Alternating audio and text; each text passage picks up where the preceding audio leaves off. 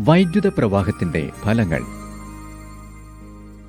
നമുക്കു ചുറ്റും ഒന്ന് കണ്ണോടിച്ചാൽ മാനവ പുരോഗതിയുടെ അസംഖ്യം അടയാളങ്ങൾ ഇതൾ വിരിയുന്നത് കാണാം.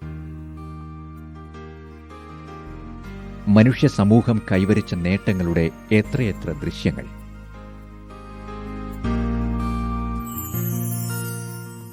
എന്നാൽ ഈ നേട്ടങ്ങളെല്ലാം സാധ്യമായതിനു പിന്നിൽ ചാലകമായി വർത്തിച്ച പ്രധാനപ്പെട്ട ഘടകമാണ് ഊർജ്ജരൂപങ്ങൾ. ഊർജ്ജത്തിന്റെ വൈവിധ്യമാർന്ന ഉപയോഗങ്ങളാണ് ആധുനിക മനുഷ്യ സമൂഹത്തിന്റെ ഇതുവരെയുള്ള വളർച്ചകൾക്ക് കാരണമായത്.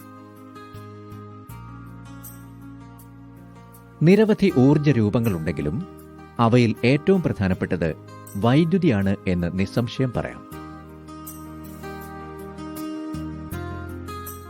നമുക്കു ചുറ്റും വൈദ്യുതോർജ്ജത്തിന്റെ കരങ്ങൾ നിങ്ങൾക്ക് കാണാൻ കഴിയുന്നില്ലേ?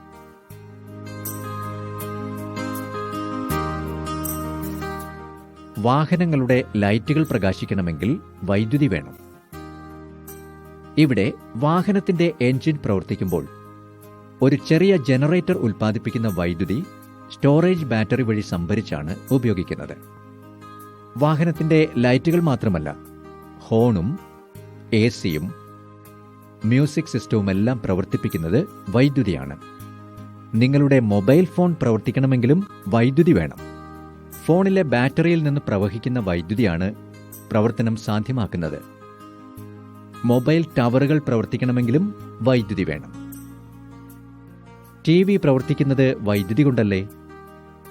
നമുക്ക് ദൃശ്യങ്ങൾ പകർത്തി നൽകണമെങ്കിൽ ക്യാമറ വേണം, അല്ലേ? ആകട്ടെ, ക്യാമറകൾ പ്രവർത്തിക്കുന്നതും ഏത് ഊർജ്ജരൂപം ഉപയോഗിച്ചാണ്? വൈദ്യുതി. ക്യാമറകളിലെ ബാറ്ററിയിൽ രാസോർജ്ജം വൈദ്യുതോർജ്ജമായി മാറി അവയെ പ്രവർത്തിപ്പിക്കുന്നു. നമ്മുടെ വീട്ടിലെ ഫ്രിഡ്ജും മിക്സിയും മറ്റ് നിരവധി ഉപകരണങ്ങളും വൈദ്യുതി ഉപയോഗിച്ചാണ് പ്രവർത്തിക്കുന്നത്, അല്ലേ?